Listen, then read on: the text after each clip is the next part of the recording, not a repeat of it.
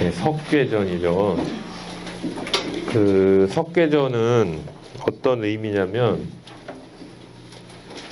64괴가 우리 현실에서 벌어지는 그 수만 가지 그 일들, 또 수만 가지 물건들, 그런 여러 가지 사물들을 64개로 상징을 한 거예요. 그래서 비록 64가지지만 내가 겪고 있는 어떤 일이나 어떤 물건은 반드시 어떤 한 궤에 이렇게 빗대가지고 우리가 생각을 해볼 수 있는 이제 그런 의미죠. 그렇다면은 어떤 일의 순차, 차례라는 게 두 가지가 있는데, 하나는 아주 질서정연한 정해져 있는 순서가 있고, 하나는 어떤 부분은 아직 그 확정적이지 않은 그런 순서가 있어요. 그래서 확정적으로 정해져 있는 순서라는 건 뭐냐면 그 사람의 일이 아닌 자연계에서 일어나는 어떤 그 질서, 대표적인 게 이제 밤과 낮이죠. 밤이 오고 낮이 오고 끊임없이 밤 다음에 또 낮이 오고 낮 다음에 밤이 오고, 이거는 뭐 수천만 년 동안 증명된 어떤 그 차례예요, 차례. 그것도 석괴로 하면은 그건 딱 두 가지 꾀로 하면 되는 거죠. 하나는 낮괴, 하나는 밤괴, 그 다음 낮괴, 그 다음 밤괴. 근데 이제 사람의 일은 그렇게 질서 정연한 순서와 더불어서 다소 복잡한 순서가 혼재돼 있어요. 사람의 일이라는 건. 그래서 태어나면 언젠가는 죽는다. 이거는 확정적인 차례고, 그런 게 아니고 이제 일상에서 벌어지는 여러 가지 어떤 사건들, 일들, 이런 것들은 다소 그 순서나 차례가 복잡하죠. 누구나 다 똑같지는 않아요.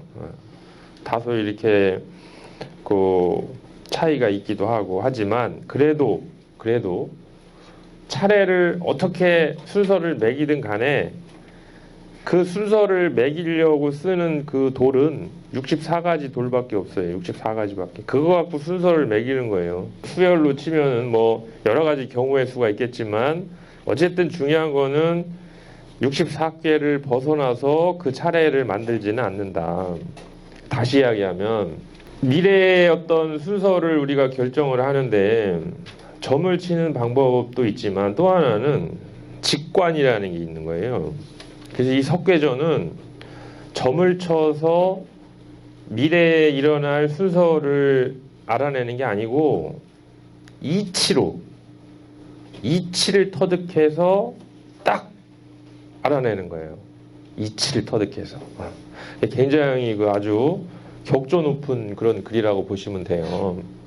그래서 이 일이 앞으로 어떻게 벌어질까를 딱 생각을 해보면 반드시 요 구간 안에 있어요. 그 일이.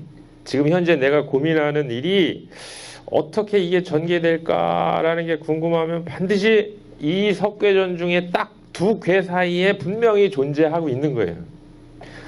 그래서 그걸 알아차리면 굳이 점을 안 쳐도 대략 대체적으로 틀리지 않게 그렇게 일이 진행이 된과 동시에 내가 뭘 해야 되겠다라는 그런 게 결정이 되는 거죠. 네. 그런 이제 차원에서 굉장히 의미가 있는 그런 거다.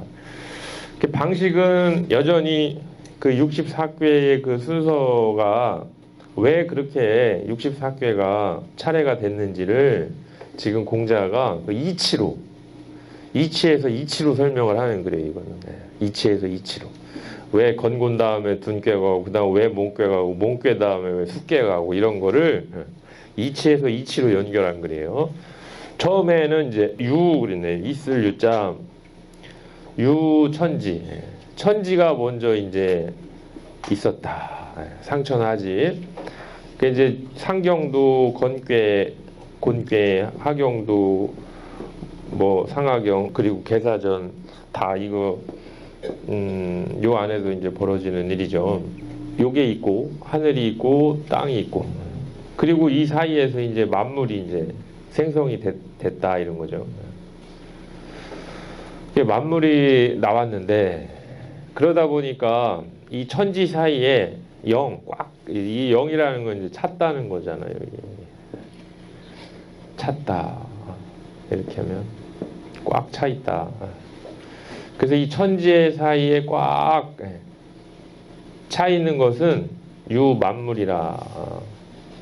그걸 만물이라고 한다 이거죠. 수만 가지, 오만 가지 물건이 이 천지 사이에 꽉 차 있다. 고로 수지 둔하니 그래서 둔으로서 받았는데 둔이라는 거는 꽉 차 있다는 거다 이거죠. 둔은 영이라. 둔은 또 물지 희생, 물건이 처음 나오는 거다. 그러면 둔꾀를 지금 공자가 이 두 가지로 했잖아요. 영이라는 의미, 희생이라는 의미예요. 영이라는 거는 꽉 차 있다는 거는 이게 카오스예요. 혼돈.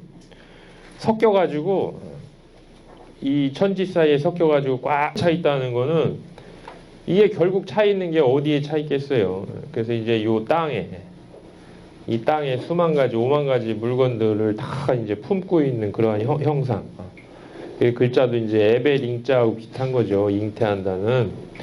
마치 이제 부모에서 그 모태에 그 기운이 이제 꽉 차야 나오는 거죠.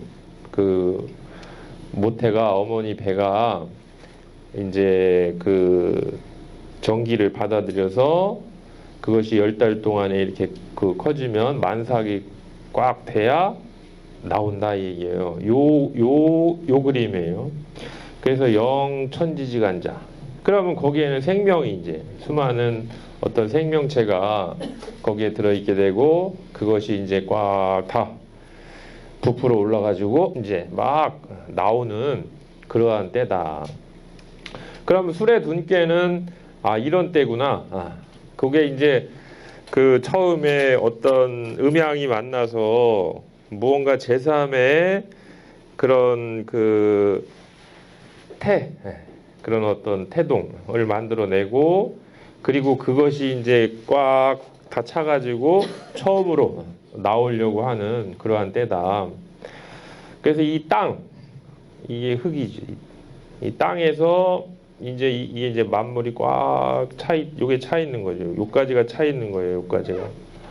요까지가 속에서 차 있다가 희생이라는 건 여기서 처음 머리를 이렇게 들이밀고 밖으로 나오는 거. 그러니까 이제 땅 속에 씨앗이 떨어져서 풀이 자기 형상을 만들면 이 자체가 꽉 채운 거예요. 더 이상 채울 수가 없어요. 풀은 풀 모양, 강아지는 강아지 모양, 쥐는 쥐 모양, 사람은 사람 모양. 그렇게 형태를 다 갖춰 놓으면 그게 꽉 찬 거예요. 10달 지나면 다 꽉 채운 거예요. 그게 아기가 요만해도 꽉 채운 거예요. 그거는. 그거 말고 어떻게 코 만들고 눈 만들고 입 만들고 하면 꽉 채운 거예요. 그게 영. 그렇듯이 모든 만물은 자기가 받은 명대로 그 프로그램대로 그걸 다 구성을 해내면 그 자체가 영이다. 그러면 거기에서 이제 나오는 일만 남았죠. 그래서 둔자는 영야니 둔자는 물지 희생이야라. 이제 이러한 때에 비견되는 건 다 술의 둔이에요. 그러니까 우리가 하는 일 중에 이제 어느 정도의 그런 거를 규모를 다 이제 준비를 해서 다 이제 쟁겨놓고 이제 시동을 딱 걸어 출발을 하자라는 어떤 기상으로 상징할 수 있는 모든 거는 그게 다 둔이다 이거죠. 그러면 요 다음에는 어떤 일이 벌어질까? 물생필몽이라. 요게 이렇게 난생 처음으로 진짜 요 세상 밖에 나온 이 아이가 요게 뭘 알겠느냐 이게요. 얘가 봄에 봄비를 맞아봤나 무슨 겨울에 서리를 맞아봤나 뭘 알아. 1년도 안 돼가지고 사계절도 못 겪어보고 아무것도 몰라요. 그래서 물생필몽이라. 어떤 물건이든지 세상 밖으로 나오면 반드시 어릴 몽자, 어리다 얘기예요. 어리다. 또 어둑하다. 저거는 어둡다, 목매하다, 살이 분별이 안 된다, 어리고 어리석다 이거죠. 다 누구든 그러니까 옛말 나면서부터 아는 사람이 어딨냐. 딱 맞는 이야기죠. 이거 뭐 나면서부터 뭘 알아요. 아무것도 모르지. 그래서 수지 몽 술에 둔 꾀 다음에 산수 몽꾀가 온 이유이다. 그러면 주역에서 술에 둔 꾀 다음에 산수 몽꾀가 오는데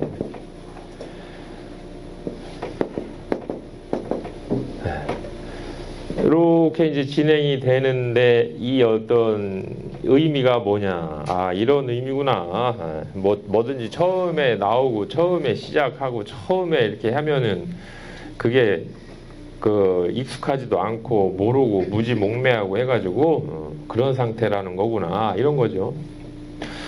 그래서 몽자는 물지치하라. 그래서 저 몽꾀라는 거는 한마디로 지금 막 나왔기 때문에 이 물건이 물지치, 유치할 치자, 어릴 치자, 물건이 아주 어린 상태, 미성숙한 상태, 유치한 상태, 그게 이제 몽이다 이거죠. 그럼 이제 둔몽이 연결이 되는 거예요. 아, 둔몽이라는 게 둔은 처음으로 세상 밖으로 나온 거고 몽이라는 건 처음 나와봤기 때문에 아무것도 모르는 그런 어리고 그런 유치한 그러한 때가 둔몽이구나. 그러면 물치 불가불량야라. 이런 관용구가 석계전에 가끔 나와요. 불가불 가히 뭐뭐뭐뭐뭐 하지 않을 수 없다. 가히 뭐뭐뭐뭐뭐 하지 않을 수 없다. 그래서 이거는 뭐뭐뭐뭐뭐 해야 한다.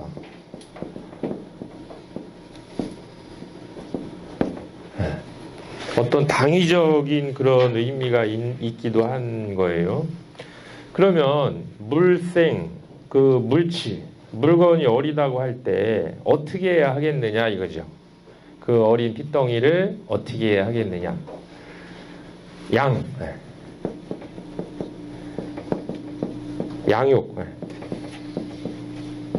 길러줘야죠.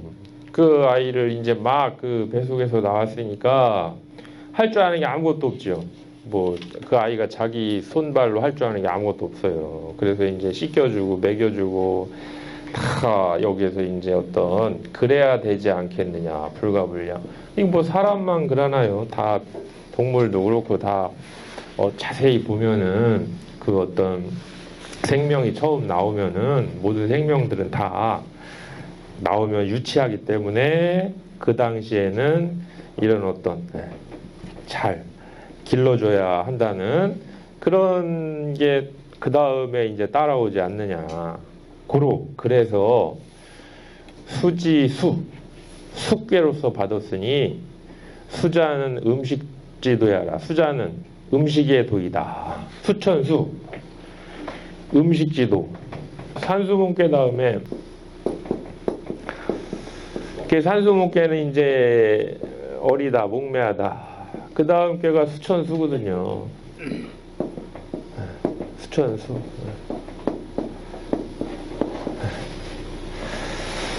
그래서 저게 이게 그 풀이죠. 아까 나온 풀이에요. 이게 이 풀이 요 풀이에요. 그럼 이 풀이 길러지려면 뭐가 필요하냐? 이 나무는 물이 올라야 사는 거예요. 수생목으로.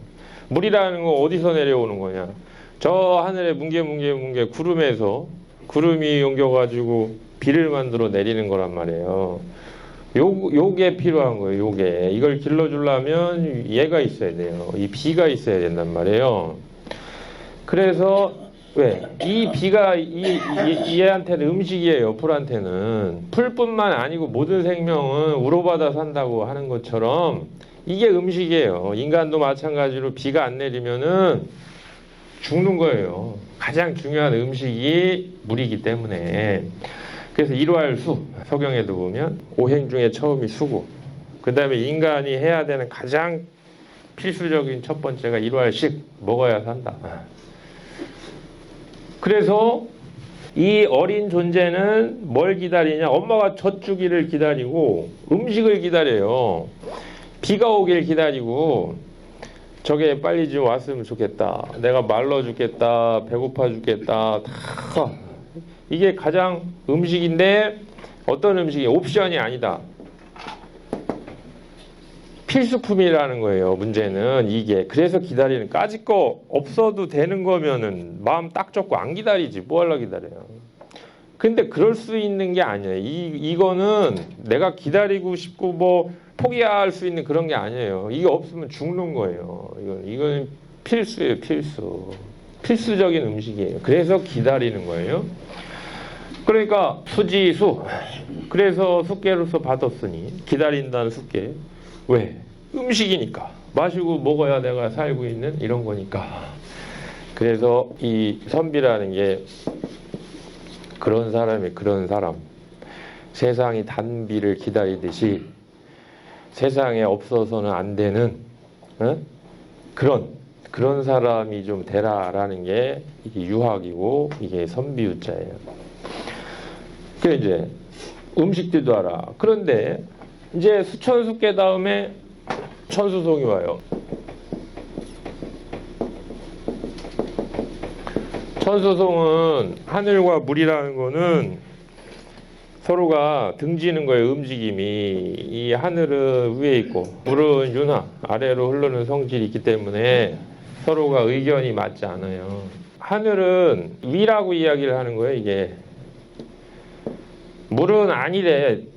저 하늘말 틀렸어. 아래래. 그래서 누군가는 공정하게 이거를 시시비비를 가려줘야 되는 거예요. 이게 여기 그 대인이 등장할 수밖에 없는 이유의 이 송괴가 누군가 가려줘야 할 거 아니에요. 저게 위가 맞냐? 하늘은 위라고 고집하지 물은 아래라고 자기가 주장을 하지. 그럼 한번 법정에 나와봐라. 누가 말이 맞는지 위인지 아래인지 한번 가려보자. 이게 송인데 그런데 이게 필수품이기 때문에 또 무한하면은 문제가 없는데 한량이 없으면 문제가 없는데 안 그래요. 이 자원이라는 거는 지구에 인류가 쓸 수 있는 자원이라는 건 한정되어 있는 거예요. 특히 물도 마찬가지예요. 이제 뭐 물보죽 국가 어쩌고 저쩌고 하지만 앞으로는 다 부족하게 돼 있어요. 지금 구조적으로. 그렇게 되면은 이게 필수품이니까 양보를 못하니까 위로 물을 끌고 가려고 하고 아래 사는 사람들은 아랫지방으로 자기 아전인수 끌고 가려고 하다 보니까 여기서 다툼이 일어나는 거예요. 야 이거 내가 갖고 갈게. 아니야 이거 내가 갖고 가야 돼. 물기를 1리터 해야 돼. 아니야 뚝을 1리터 해야 돼. 1리터 해야 돼. 기를 1리 내야 돼. 1리 내야 돼. 어떤 필수적인 생존 경쟁에 따르는 그러한 어떤 다툼 현상, 그건 다 송이다 이거예요. 그러니까 누가 누구하고 송사를 붙었다 이것뿐이 아니고 일상에서 미세하지만 무언가 내가 양보 못하는 거 하나를 놓고 둘이 의견을 달리한다. 그건 다 송으로 보면 된다는 거예요. 근데 그게 왜 생기냐? 요것 때문에. 이게 양보할 수 없는 필수적인 먹지 않으면 죽는 거기 때문에 거기에서 기본적으로 생존 경쟁에 의해서 이런 다툼이라는 현상 이런 게 생긴다. 송. 그런데 이제 이 송도 규모가 있다 이거죠. 그냥 1대1로 하는 그런 다툼도 있지만 세상에 보면은 떼지어서 하는 그런 송사가 있다 이거죠. 당파 또는 나라와 나라의 어떤 분쟁, 애플하고 삼성하고 어떤 그런 다툼, 무슨 뭐 국제재판소로 그러면 한번 가보자. 이렇게 해가지고 이 송사라는 거는 그냥 1대1의 자그마한 것도 있지만 그게 결국은 요게 단초가 돼서 개인과 개인 간에 벌어졌던 자그마한 그 송사가 거기서 마무리되는 법은 절대 없다. 왜? 똑같은 맥락으로 모두가 다 이걸 원하기 때문에 점점 이거에 하나의 어떤 그런 중심체가 생기고 조직체가 생기고 법적인 당사자가 생기게 되면 이게 한둘이 아니고 이렇게 무리짓게 돼 있다 이거예요. 여기는 삼성 패거리, 여기는 애플 패거리, 여기는 미국, 여기는 중국 이런 식으로 송필유 중기라 이렇게 무리중자 송사가 이런 현상이 벌어지면은 반드시 시간이 지나고 그게 이제 그 가속이 되면 무리중 떼지어서 일어나게 돼 있다. 언젠가는. 예. 그래서 조짐이 딱 보이면 처음에는 다퉜어요. 야 이거 상표권 이거 내가 한 건데 왜 네가 쓰냐. 그게 거기서 안 그쳤잖아요. 그게 20년 전 얘기인데 지금은 이제 말이 필요 없지. 막 떼거지로 이제 다 조직적으로 이제 막 다투게 되는 거죠. 그렇듯이 지금 일어나는 그 사소한 다툼을 넘겨보지 말으라는 거예요. 국가 분쟁 같은 경우도 설왕설래하면서 저렇게 하다 말겠지. 절대 그렇게 보지 말고 송필요 중기라. 한번 이런 게 붙으면 그거는 조건만 형성이 되면 언젠가는 반드시 떼지어서 일어나게 돼 있는 법이다. 그렇게 되면 고로 수지사 이게 이제 군사사자, 무리사자, 전쟁이죠. 그게 이제 전쟁이에요. 이 진짜 이제 이거는 말로 다퉜지. 이거는 이제 논리 막 변론 뭐 다 그럴 듯한 뭐 하지만 지수사는 그게 아니에요. 이제 육박전이에요. 이 수많은 이 군사들, 이 병사들이 이 출동을 하는 거예요. 이게 사는. 그래서 이거는 이제 전쟁이 일어난다. 이게 무리다. 근데 이 지수사는 전쟁인데 전쟁을 하려면은 이겨야죠. 전쟁을 하면 이겨야 돼요. 안 하면 몰라도. 그런데 이기려면 이제 여기서 필요한 몇 가지 조건들이 있죠. 그래서 이런 어떤 전쟁을 이끌 만한 중심적인 인물이 있어야 한다. 이 구위에 딱 중심적인 인물이 있어야 한다.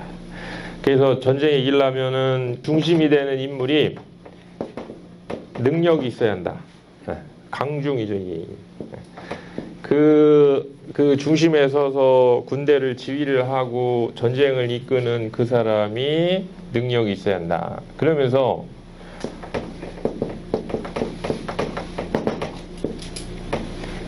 호응이 잘 돼야 한다. 누구하고. 특히 이렇게 이 실제 군대는 자기가 이끌지만 명령은 이 유고한테 내려오는 거거든요. 또 나머지 모든 각자의 그 위치에서 전투를 하고 있는 이런 병사들, 이런 조직들과 잘 일사불란하게 호응을 잘 맞춰서 그렇게 해야 이 전쟁은 이길 수가 있다. 손자병법에도 나오는 거죠. 전쟁을 이기려면은 처음에 고려해야 될 게 천지인. 하늘은 우리한테 제일 골치 아픈 게 기후예요. 기후. 예나 지금이나 막 떼약볕 쏟아지고 막 폭우 퍼붓고 그거에 따라서 작전을 미루기도 하고 막 그러죠. 화공을 펼치려고 하다가 비례도 쏟아지면 날 새는 거고. 그 다음에 땅이라는 건 이제 지형이에요. 지리죠. 지리 말하자면 지리가 다 다르죠. 사막에서 그 성질이 다르고 땅이라는 게 무슨 이런 해안가나 이런 데 다른 거고 이게 육전이냐 수전이냐 공중전이냐 뭐 이게 지형지물에 따라서 다 다른 거예요. 이 좁은 협곡을 이용해야 되냐 넓은 들판으로 유인을 해야 하냐 험지에서 싸워야 되냐 평지에서 싸워야 되냐 뭐 여러 가지 가까이에서 공격해야 되냐 먼 땅에서 공격해야 되냐 뭐 이런 수많은 땅이 지니고 있는 그러한 어떤 형체와 이치 그리고 사람 이게 이제 장수죠. 이 전쟁을 이끄는 그 사람, 그 인물 이런 것들을 기본으로 해가지고 이제 어떤 그 율법, 군법 그게 분명히 서 있어야 한다. 그게 희지부지하고 그러면 아무것도 되는 게 없다. 해가지고 군율. 근데 이 모든 것보다 가장 중요한 게 도다. 그래서 이게 손자의 오계예요. 도천지장법. 이 5가지를 갖추면 반드시 이긴다.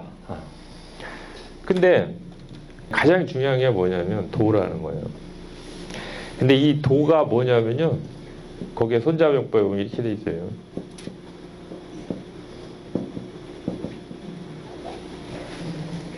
민의. 그러니까 2000년 전이나 지금이나 전쟁을 하는데 가장 중요한 게 이런 테크니컬한 기술적인 문제가 아니고 마음이라는 거예요. 국민들의 마음.